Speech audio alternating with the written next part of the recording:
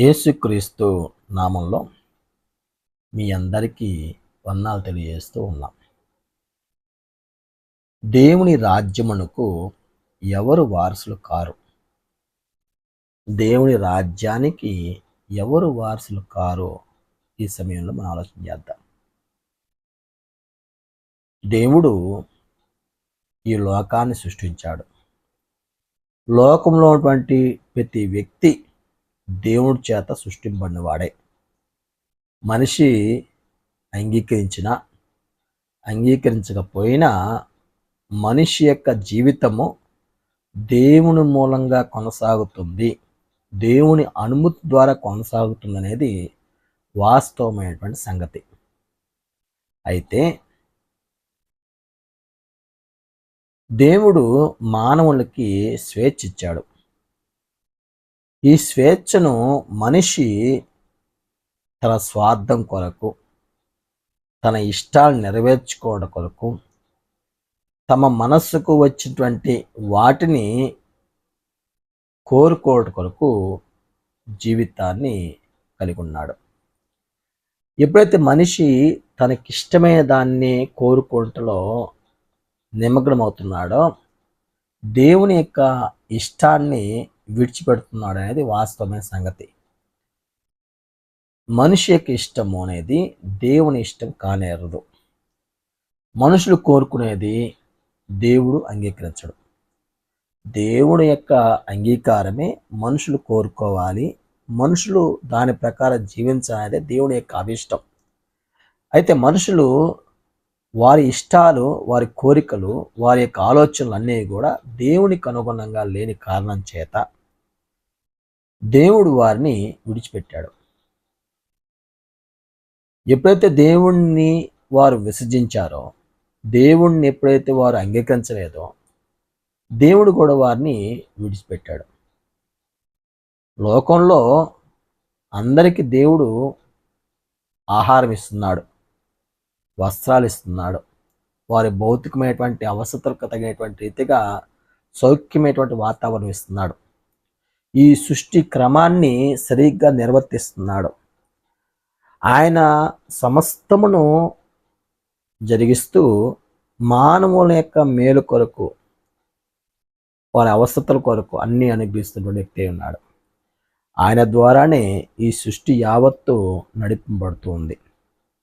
అయితే ఇక్కడ మనము గుర్తించవలసిన విషయం ఏంటంటే, దేవుణ్ణి ఎరిగిన వారు, దేవుణ్ణి ఎరగని వాళ్ళు. దేవుణ్ణి ఎరగని వాళ్ళు వారి ఇష్టాలు, వారి ఆలోచనలు, వారి యొక్క పద్ధతులు, వారి యొక్క జీవన విధానం అంతే కూడా వేరే ఉంది. వారు దేవుని రాజ్యానికి యోగ్యులుగా బతకటం లేదనేది వాస్తవమైన సంగతి. అయితే ఎవరు దేవుని రాజ్యానికి అర్హులు కారు, ఎలాంటి జీవితాన్ని జీవించే వాళ్ళు దేవుని రాజ్యానికి అర్హులు కారు? దేవుణ్ణి ఎరిగామని చెప్పుకునే వాళ్ళు కొంతమంది దేవుని రాజ్యానికి అర్హతను కలిగి జీవించటం లేదు. దేవుణ్ణి ఎరగని వాళ్ళు దేవుని రాజ్యానికి అర్హులు కానేరు. అంటే ఎలాంటి జీవితాలు కలిగి ఉంటే వాళ్ళు దేవుడి రాజ్యానికి అర్హులు కారో గ్రంథం మనకి బోధిస్తుంది.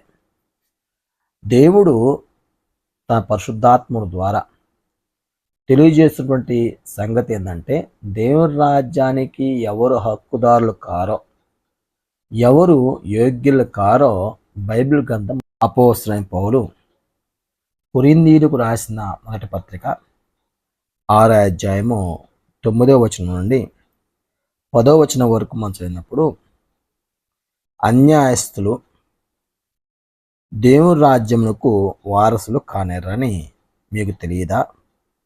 మోసపోకుడి, జారులైన్ను, విగ్రహారాధికులైన్ను, వ్యభిచారులైన్ను, ఆడంగితనం గలవారైను, పురుష సంయోగులైను, దొంగలైను, లోబులైను, త్రాగుబోతులైను, దోషకులైను, దోచుకుని వారైను దేవుని రాజ్యమునకు వారసులు కానేర్రు.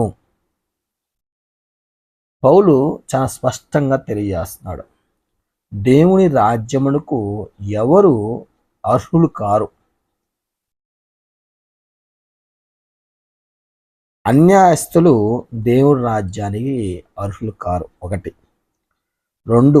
జారులు అంటే జారత్వం చేసేవాళ్ళు, వీళ్ళు దేవుని రాజ్యానికి అర్హులు కారు. వీళ్ళు అక్రమైనటువంటి సంబంధాలు కలిగి ఉంటారు. 3. విగ్రహాధికులు, విగ్రహాలను పూజ చేసేవాళ్ళు, విగ్రహాలను ఆరాధించేవాళ్ళు, ఈ సృష్టిని ఆరాధించేవాళ్ళు దేవుడి రాజ్యానికి అర్హులు కారు. 4. వ్యభిచారులు, వ్యభిచారం చేసేవాళ్ళు దేవుడి రాజ్యానికి అర్హులు కారు.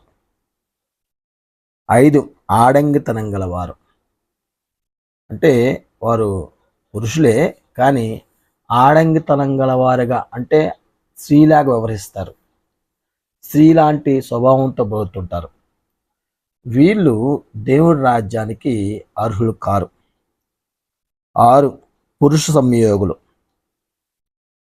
అంటే పురుషులతో పురుషులు వివాహం చేసుకునేటువంటి పరిస్థితి, వీళ్ళు దేవుడి రాజ్యానికి అర్హులు కారు. 7. దొంగలు, దొంగతనం చేసేవాళ్ళు దేవుడి రాజ్యానికి అర్హులు కానేర్రు. లోబులు, పిసినార్తనం గలవారు, అంటే డబ్బుని ప్రేమిస్తారు, భార్యని ప్రేమించరు, డబ్బుని ప్రేమిస్తారు, పిల్లల్ని ప్రేమించరు, డబ్బే వారికి దేవుడు, డబ్బు కోసమే పోతారు, కాబట్టి వీళ్ళు దేవుడి రాజ్యానికి అర్హులు కారు. 9. త్రాగుబోతులు, మత్తు పదార్థముతో మత్తుగా పడుకునే వాళ్ళు, ఈ మత్తులో ఉండటానికి సుఖపడేవాళ్ళు, వీళ్ళు దేవుడి రాజ్యానికి అర్హులు కారు. 10. దూషకులు, వీళ్ళు దేవుని దూషిస్తారు, లోకంలో మనుషులను దూషిస్తారు, భార్యను దూషిస్తారు, పిల్లలను దూషిస్తారు, అంటే దూషించడమే పని, వీళ్ళ స్వభావమే దూషించడం, అంటే ఇతరులను దూషించడం, వీళ్ళు దేవుడి రాజ్యానికి కాదు. 11. దోచుకునేవారు, అంటే ఒక పేదవాడు కష్టపడితే వీడెళ్ళి అతను దోచుకుంటాడు, దోచుకోవడం అనేది మోసయుక్తమైంది, అది చాలా దేవుడు ఓర్చుకునేటువంటి పరిస్థితి. ఎప్పుడు కూడా దోచుకోకూడదు, కనికరంగా ఉండాలి, జాలి చూపించాలి, కానీ దోచుకోకూడదు. అంటే ఇలాంటి లక్షణాలు కలిగిన వ్యక్తి, ఇలాంటి స్వభావంతో బతికే వ్యక్తి దేవుడి రాజ్యానికి అర్హులు కారు.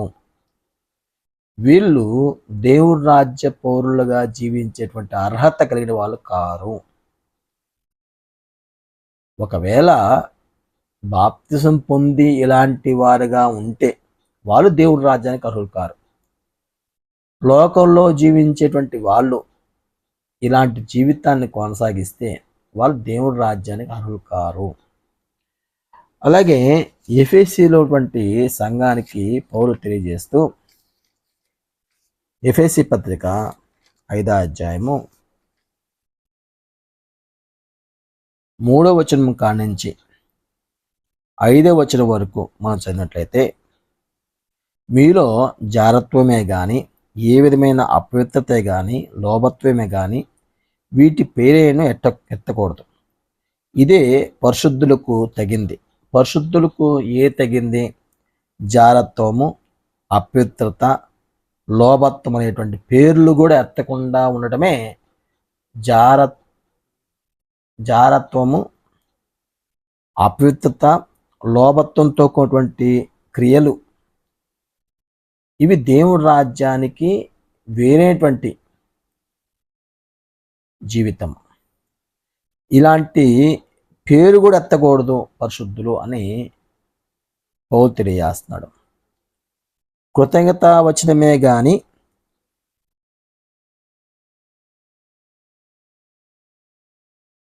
బూతులయన్ను, పోకిరి మాటలయన్ను, సరసూక్తులయన్ను ఉచ్చరింపకూడదు. అంటే కృతజ్ఞత వచనమే ఉచ్చరించాలి, బూతులు ఉచ్చరింపకూడదు, పోకిరి మాటలను ఉచ్చరింపకూడదు, సరసోక్తులు, సరసంగా మాట్లాడటం ఉచ్చరింపకూడదు. ఇవి పరిశుద్ధులకు తగినవి కాదు అని పౌలు తెలియజేస్తున్నాడు.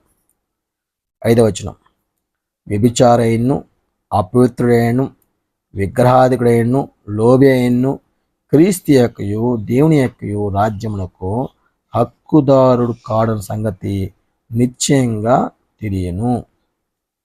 కాబట్టి దేవుని రాజ్యానికి ఎవరు అర్హులు కాబడరు, ఎవరు దేవుని రాజ్యానికి హక్కుదారులు కారో గ్రంథం తెలియజేస్తుంది. అందువల్ల వ్యభిచారము, అపవిత్రత, విగ్రహారాధన, లోభత్వము, జారత్వము, అపవిత్రత, భూతులు, పోకిరి మాటలు, సరసోక్తులు, ఇవి దేవుని రాజ్యానికి హక్కుదారుడుగా ఉండేటువంటి వ్యక్తికి ఉండవలసినటువంటి లక్షణాలు కాదు. ఇప్పుడు మనం ఆలోచన చేస్తే దేవుడు తన పిల్లలు ఎలా ఉండాలని, తన రాజ్య పౌరులు ఎలా ఉండాలని గ్రంథం తెలియజేస్తుందో మనం అర్థం చేసుకోవాలి. వీటికి వ్యతిరేకంగా జీవించేటువంటి స్వభావమే దేవుడి రాజ్య పౌరుల యొక్క జీవితం.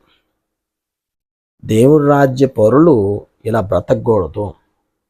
జారత్వము, వ్యభిచారము, మోసము, అన్యాయము, విగ్రహారాధన, ఆడంగితనము, పురుష సంయోగులు, భూతులు, తాగుబోతులు, దోషకులు, దోచుకుని వారిగా ఉండకూడదు అనేది దేవుని యొక్క నీతి.